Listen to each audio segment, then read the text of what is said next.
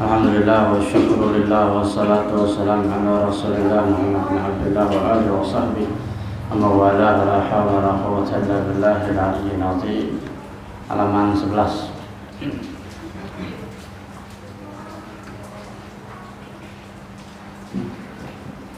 Paling bawah ya.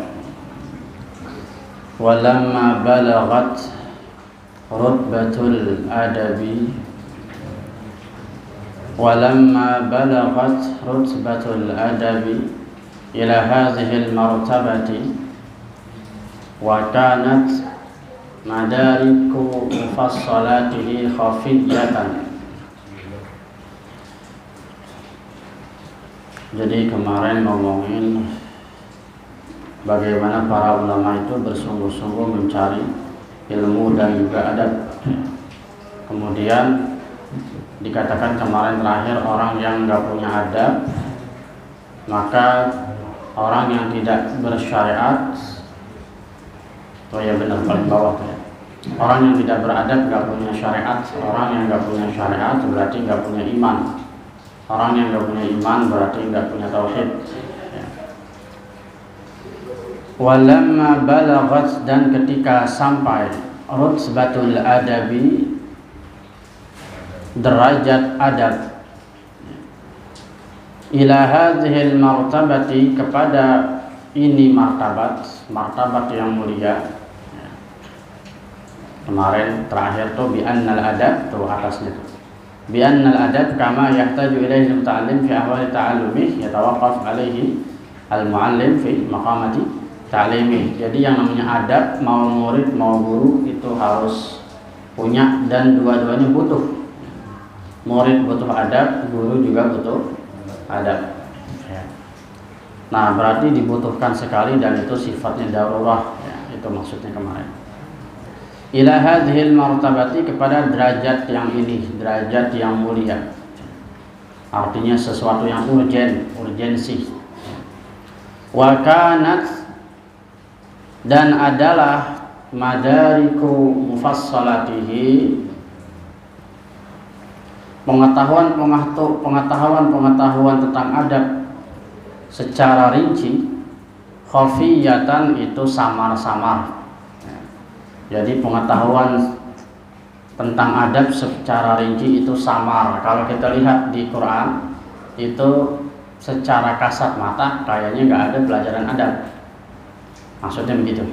Kalau kita baca Quran kayaknya nggak ada pelajaran adab secara langsung. Adanya di Quran sholat, puasa, zakat, haji, bertakwalah kepada Allah dan bertakwalah kepada Rasul, itu doang umumnya. Tapi kalau kita lihat salah satunya surat Al-Hujurat. Al-Hujurat artinya kamar-kamar. Maksudnya itu surat membicarakan tentang tata cara atau adab minta izin masuk kamar Rasulullah. Karena dulu Rasulullah itu rumahnya itu ya kamar, kamarnya itu ya rumah. Jadi Rasulullah apa? Rumahnya kamar, kamarnya ya rumah. Emang rumahnya cuma sekamar. Jadi masuk ke rumah Rasulullah sekaligus masuk ke kamarnya Rasulullah, gitu maksudnya. Makanya dikatakan al-hujurat, kamar-kamar. Kamar Aisyah, kamar istri-istri yang lain, kamar Hafsah, kamar Juwairiyah, kamar Zainab dan lain sebagainya. Itu namanya kamar-kamar al-hujurat. Di dalam surat Al-Hujurat baru ayat 1 aja itu udah tentang adab, ya. Tapi tidak secara tegas dikatakan. Tapi perintahnya jelas harus bertata krama. Ya ayyuhalladzina amanu la tadkhulu buyutan nabiyyi illa ayyuzana lakum. Wahai orang-orang yang beriman, janganlah kalian masuk ke rumah Rasulullah illa ayyuzana lakum, kecuali sudah dikasih izin. Jadi kalau orang dulu itu sahabat-sahabat Rasulullah itu kalau yang kecil-kecil biasanya keluar masuk. Nah, terus kemudian kalau orang gede, dikit-dikit assalamualaikum, itu istrinya Nabi risih, Aisyah nih. Bahkan pernah satu waktu Umar bin Khattab makan bareng Rasulullah dan juga di situ ada Aisyah. Begitu Aisyah lagi nyiapin makanan, tangan Aisyah ini kesentuh sama tangannya Umar bin Khattab, merinding Umar bin Khattab. Merinding bersentuhan dengan tangan. Kalau kita tangan istrinya raja gimana kan? tangan istrinya raja, tangan istrinya lurah dah. Tangan istrinya lurah, kita kaget banget. Nah, Umar bin Khattab orang alim bertemu dengan istri Rasulullah bersentuhan tangan yang nggak sengaja lagi naruh makanan. Itu Umar bin Khattab merinding panas dingin. Terus kata Umar bin Khattab, ya Rasulullah, apakah tidak ada ayat untuk hijab? Nah itu awal mula ayat hijab. Apakah tidak ada ayat untuk hijab? Jadi hijabnya istri-istri Rasulullah bukan cuma di kepala tapi juga di tangan. Makanya pakaian syar'i itu sampai tangan kan? Ada diikat sini kan? Ditutupin tuh tangannya pakai sarung tangan. Itu pakaian istri-istrinya Rasulullah, dan juga seharusnya begitu juga kita. Tapi kita pakai mazhab yang toleran. Mazhab kita di dalam berhijab rata-rata pakaiannya malah Abu Hanifah, padahal kita ngaku kalau ibadah mazhab Syafi'i. Kalau kita belajar mazhab Syafi'i itu semua tubuh wanita aurat kecuali mata dan telapak tangan. Jadi siap-siap jatuh bininya bercadar sampai mata-matanya dicadarin juga pakai kacamata. Nah, itu mazhab Syafi'i, tapi kemudian dipertimbangkan sama ulama kita pakai mazhab Hanafi. Bahkan di dalam mazhab Hanafi perempuan pakai celana setengah betis saja boleh dalam mazhab Hanafi. Makanya kita lihat perempuan-perempuan kita pakai celana setengah betis ada mazhabnya memang. Jadi mazhab Hanafi itu dia tingkat toleran kepada wanitanya lebih tinggi. Nah ulama-ulama kita karena budaya lamanya itu biasanya pakai kemben yang dadanya juga masih kelihatan, maka sedikit demi sedikit dirubah pakai hijab, tapi hijabnya tidak sampai merubah total kebiasaan orang Indonesia. Itu doang sebenarnya. Karena zaman dulu Wali Songo kalau lagi rapat sama Raja Majapahit, Ratu Majapahit, ratunya nggak pakai jilbab, bahkan pakai kemben. Itu udah budaya, tapi lama kelamaan dirubah, diperbaiki. Itu panjang ceritanya masalah hijab. Nah, itu tentang izin, jadi tentang adab. Jadi maksudnya itu adabnya itu samar-samar, kalau kita cari-cari ayatnya nggak ketemu. Tapi kalau kita hayatin, hampir seluruhnya itu tentang adab dalam surat Al-Hujurat. Bahkan dikatakan wa ma kana lakum an tu'zu Rasulullah. Itu masih satu ayatnya panjang. Kata Allah, janganlah kalian wa ma kana lakum, dan kalian tidak boleh an tu'zu Rasulullah, menyakiti hati Rasulullah. Kata Allah, janganlah kalian menyakiti hati Rasulullah, termasuk berkata di atas perkataan Rasulullah, ya.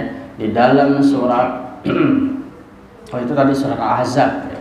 Surat Al-Ahzab itu nanti ayat sambungan itu innallaha wa malaikatahu yusholluna ala nabi, itu ayatnya tadi tuh, ya ayyuhallazina amanu la tadkhulu buyutan nabi illa ayyuhzana lakum. Itu surat Al-Ahzab tengah-tengah. Kalau surat Al-Hujurat, ya ayyuhallazina amanu la tarfa'u aswatakum fawqa sautin nabi. Wahai orang-orang yang beriman, janganlah kalian mengangkat suara kalian di atas suara Rasulullah, di atas suara Nabi. Jadi kalau Rasulullah suaranya segini, maka jamaah itu harus di bawah suaranya Rasulullah. Antah bata a'malukum wa antum la tash'urun. Kalau kamu berani mengangkat suara di hadapan Rasulullah lebih tinggi, kata Allah, batal amal kalian wa antum la tash'urun, dan kamu tidak sadar.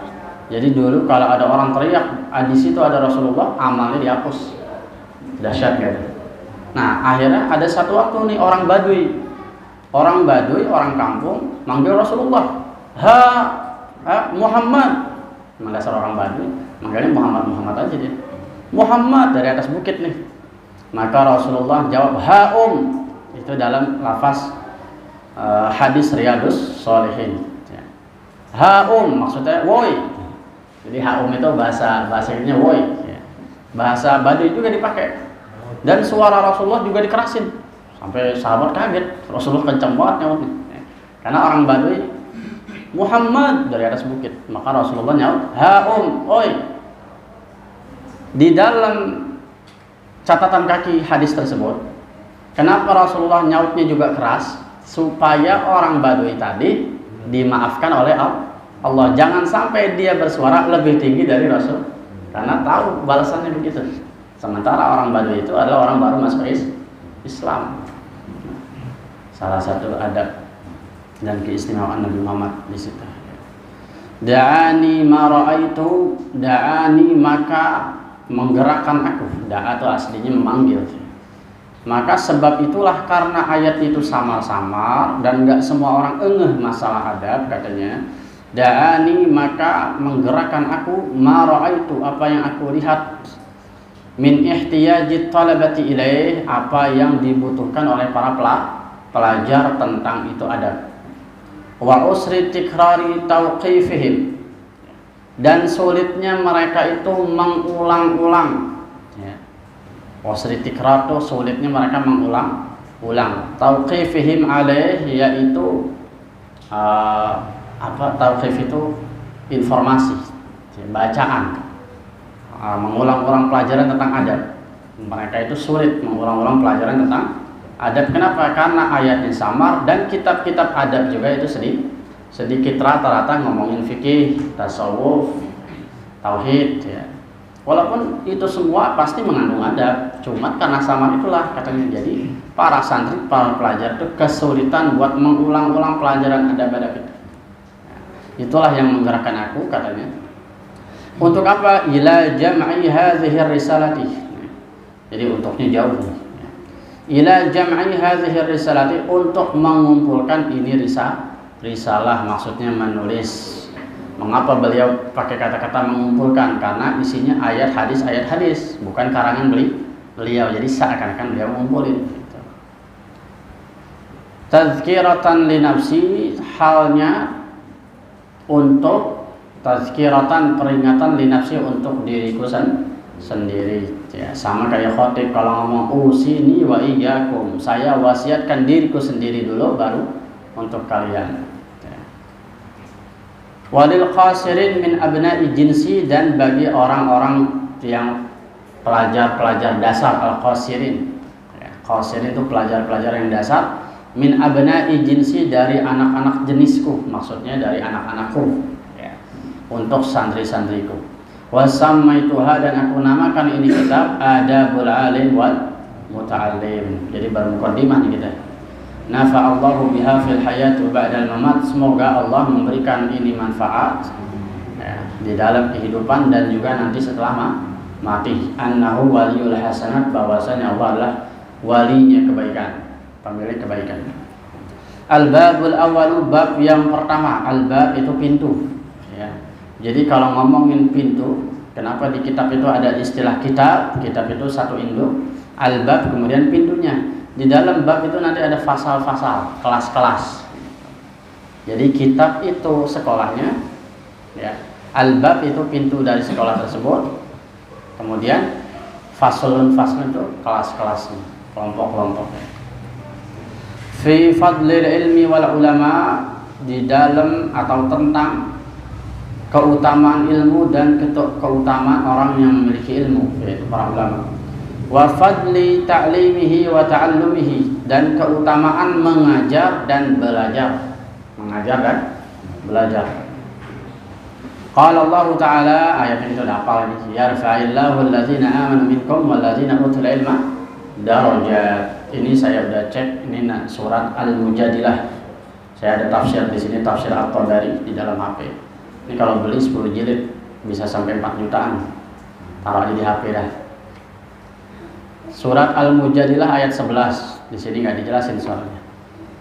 Kenapa yarfa'i itu pakai yarfa'i? Kenapa bukan yarfa'u? Padahal kalimat pertama harusnya kan yarfa'u. Kalau orang belajar nahwu tuh harusnya yarfa'ullahu. Ini yarfa'illahu. Kenapa yarfa'i bukan yarfa'u? Karena yarfa'i ini potongan ayat, bukan ayat pertama. Jadi ada ayat sebelumnya, ada kata-kata sebelumnya. Kita artinya kita udah familiar nih. Allah mengangkat derajat orang-orang yang beriman di antara kalian dan orang-orang yang memiliki ilmu beberapa darajat. Ini hasil, tapi sebelumnya itu ada proses di dalam ayat ini. Gimana prosesnya? Ya ayyuhalladzina amanu idza qila lakum tafassahu fil majalis fafsahu. Dalam surat Al-Mujadilah ayat 11. Wahai orang-orang yang beriman, apabila nanti di satu majelis itu berdesak-desakan, terus ada orang permisi mau duduk, maka hendaklah kamu melapangkan tempat duduk, geser maksudnya. Jadi zaman dulu karena bejubel dan masjid Rasulullah masih kecil, masih sempit, jadi orang itu antri buat masuk belajar sama Rasulullah. Jadi kalau Rasulullah bilang geser, geser, nah, mereka harus ikut ya, geser. Nah ini salah satu adab masuk majelis. Di dalam manaqib Habib Ali Simtud Durar, ya manaqib Habib Ali Simtud Durar. Kalau datang ke satu majelis yang udah mulai ngaji, perhati ini, jangan salam, jangan salam. Kenapa? Karena lagi bahas ilmu. Kalau kita salam ada kewajiban buat dicautin, buat nyaut, buat jawab sama orang yang lagi belajar, dan itu membuyarkan malaikat yang lagi dengerin. Gitu kata Habib Ali. Jadi kalau datang ke majelis langsung aja duduk. Kalau mau salaman cukup kanan kiri, nggak usah semuanya diputerin. Ini penting nih. Kita sering banget nih lagi tahlilan, lagi apa nih, lagi baca doa, semua diputerin, itu ganggu itu. Ya, kalau kita udah belajar adab, kalau udah datang nih majelis, guru lagi ngajar, udah begini aja. Isyarat doang, langsung duduk. Ya, kalau mau salaman nanti selesai majelis baru salaman. Lalu bilang assalamualaikum, orang lagi terangin. Kata Habib Ali, kalau lagi begitu, malaikat rahmat itu bubar, nggak jadi dapat ilmu, keberkahannya hilang. Padahal mengucapkan salam bagus, tapi tempatnya salah. Itu belajar adab. Boleh cek di mana Habib Ali Simtud Durar. Penting itu. Ya. Maka di dalam majlis begitu, apabila disuruh renggangin dia renggang, nggak disuruh salam sama Allah. Ayat ini surat Al-Mujadilah. Ya. Wa idza qila lahum wa idza qilan syuzu fansyuzu. Ya. Apabila disuruh unsyuzu merapat, maka hendaklah merapat. Ya. Suruh maju. Ya. Kalau ngaji Quran biasanya kalau gini kejauhan, segini nih, biar mulutnya kelihatan maju. Ada tuh kiai suka tuh di Masjid As-Salafiyah di Pulau, kiainya suka ngelucu. Kalau nggak salah udah meninggal orangnya dulu kalau ceramah. Kalau ngaji begini nih, kurang terlalu jauh, tertidur lagi gitu. Bahasa Betawi. Kejauhan sini maju. Jadi dia pengen itu kalau ngaji di sini nih, jangan muter gini, jangan. Nah, jadi begini, kita ngaji berhadapan gini, jangan berhalakoh. Ya, kalau halakoh itu gini, saya baca, ente baca tuh, satu ayat, halakoh muter. Itu halakoh namanya. Begitu juga zikir, boleh muter, tapi kalau ngaji harus berhadap. Kenapa? Karena kalau duduknya miring, nggak nyerap, pemahamannya nggak nyerap. Apalagi anak muda kayak kita, anak muda mau nyender, mau ngaji. Ini udah tua. Saya bilang kayak kita, kayak gitu tuh kayak saya ya. Ini udah tahu besok berubah ngajinya begini, berhadapan ya. Nah, karena adab itulah adab tadi melapangkan tempat. Karena kenapa gini? Secara logika gini, orang yang nggak mau ngelapangin tempat, biasanya orang serakah atau orang yang sok-sokan. Ya di majelis tuh dia sok-sokan dah gitu. Kita mau duduk susah gara-gara dia. Dia maunya duduknya lega, mau enak tuh. Nah, orang yang begitu udah jelas dari hatinya kok kotor, gimana mau diangkat derajatnya. Logikanya ke situ, ayat itu sebenarnya yang gampang ya. Makanya kalimatnya yarfa'i, bukan yarfa'u. Yarfa'illahu alladziina amanu, yarfa'i itu jawab syarat dari syarat yang sebelumnya. Idza apabila, maka, paham kan? Idza kan artinya apabila, maka itu namanya jawab syarat kalau dalam ilmu nahwu. Idza apabila kamu disuruh gini nih, maka, nah kalimat maka itu pakai yarfa'i bukan yarfa'u. Itu dalam ilmu nahwu. Makanya pakai kasrah. Padahal dalam ilmu nahwu ilmu fi'il fi'il itu enggak ada kasrah. Yarfa'i. Kenapa? Karena asalnya yarfa'. Asalnya yarfa' pakai sukun. Ketemu Allahu ya. Sukun ketemu sukun, yarfa' sama Allahu. Alif lam itu juga sukun, maka dikasrahkan. Yarfa'illahu alladziina amanu. Tapi ustaz bacanya langsung ke sini, yarfa'illahu alladziina amanu. Maka Allah akan ngangkat derajat. Berarti kalau bilang maka sebelumnya ada syaratnya ya. Nah, ini jawabnya di sini. Jawab syarat. Sengaja dikasih tahu bocoran-bocoran begini biar gak pusing kalau dengar ustaz ceramah. Ini ngomong apa sih? Ini jawab syarat, nahu sholat. Biar terbiasa. Biar terbiasa. Jadi yarfa' itu maka Allah akan mengangkat gitu.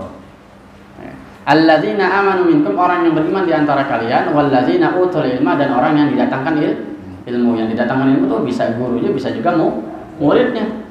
Bisa muridnya lebih pintar dari gurunya. Sering banget kayak gitu.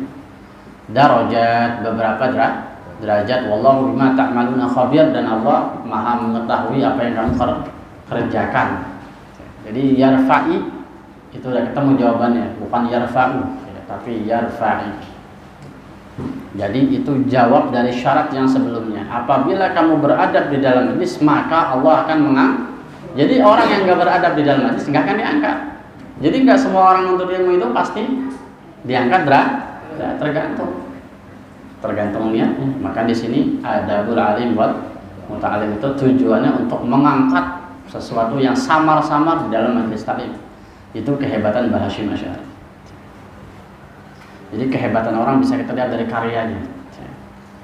Ai yang dimaksud wa yarfa'ul ulama minkum.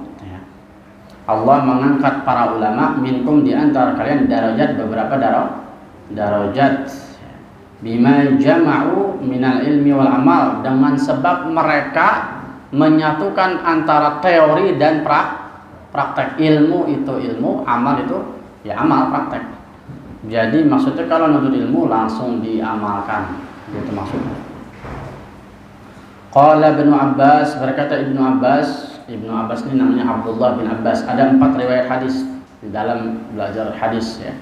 Ada Abdullah bin Abbas, ada Abdullah bin Umar, ada Abdullah bin Amr bin As, ada Abdullah bin Mas'ud.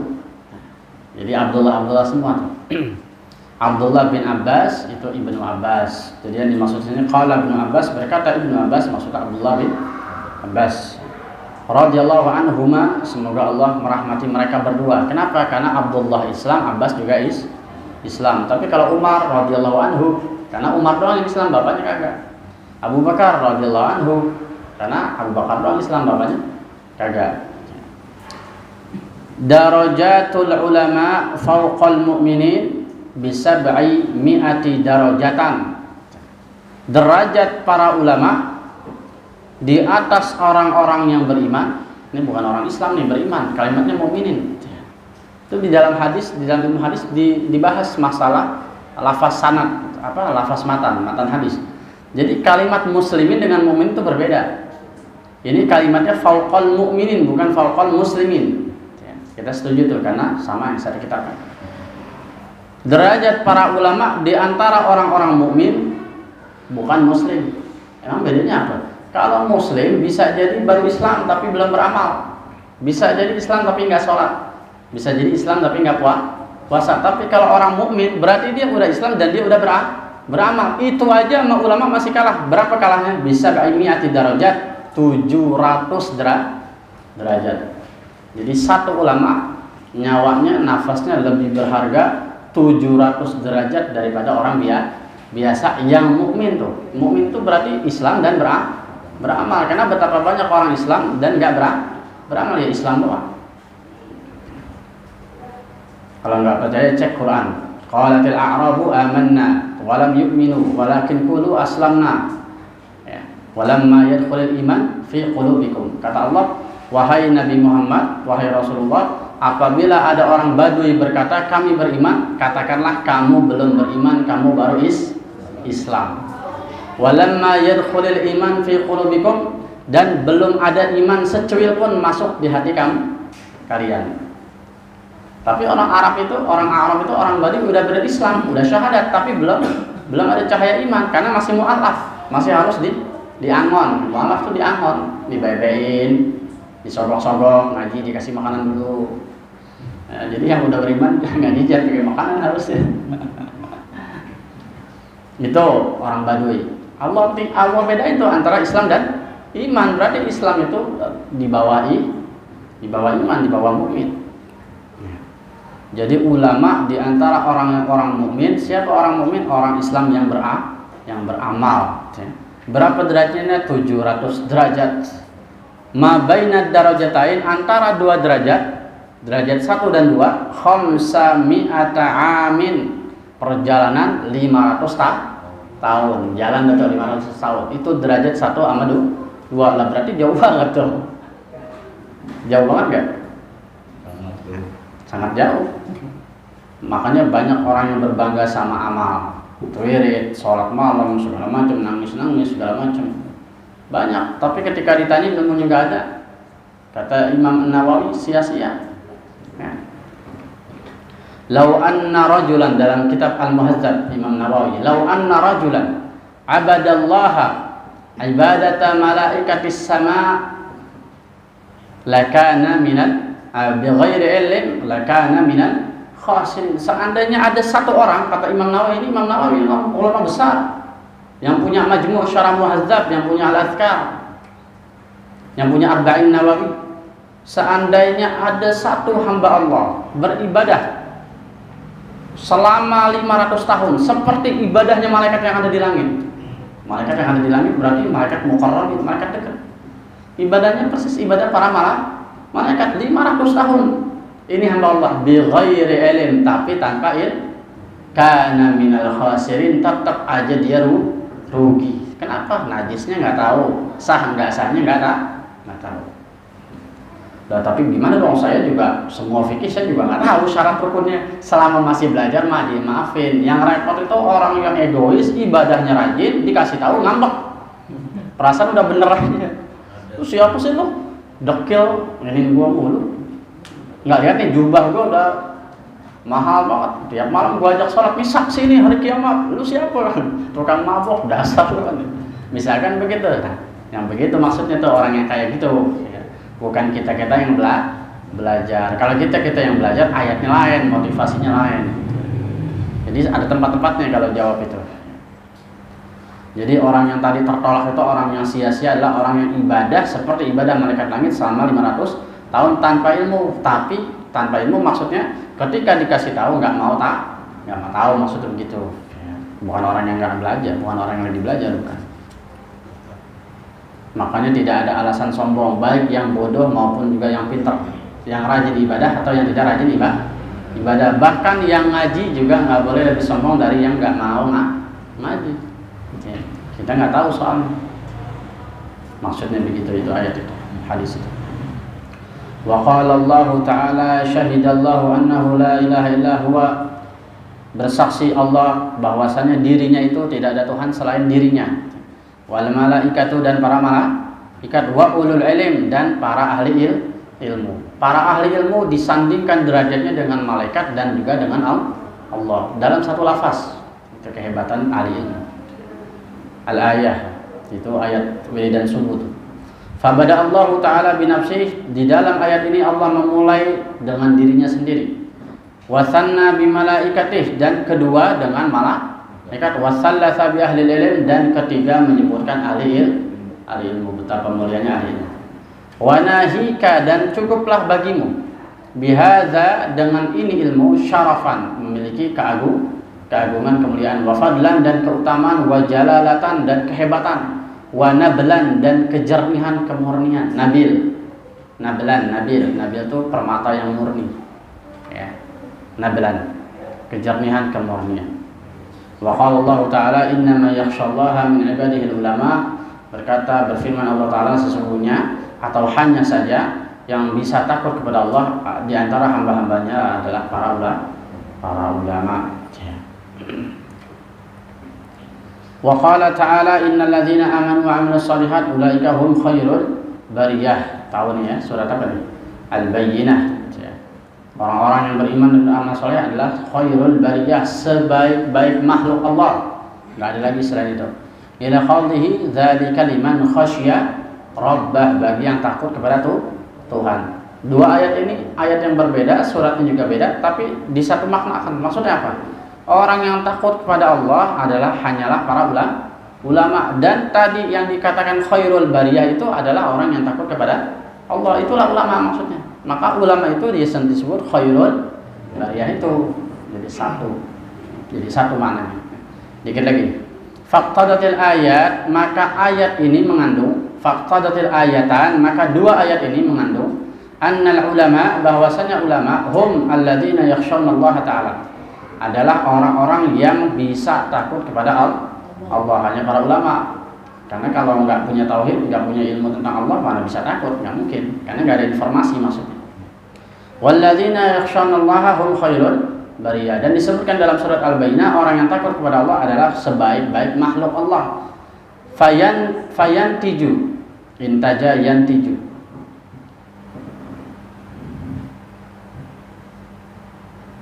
antaja yuntiju, fayuntiju innal ulama hum khairul bariyah, maka maksud dari mafhum dari dua ayat tadi yang terpisah adalah satu, yaitu ulama adalah sebaik-baik makhluk Allah Subhanahu wa taala.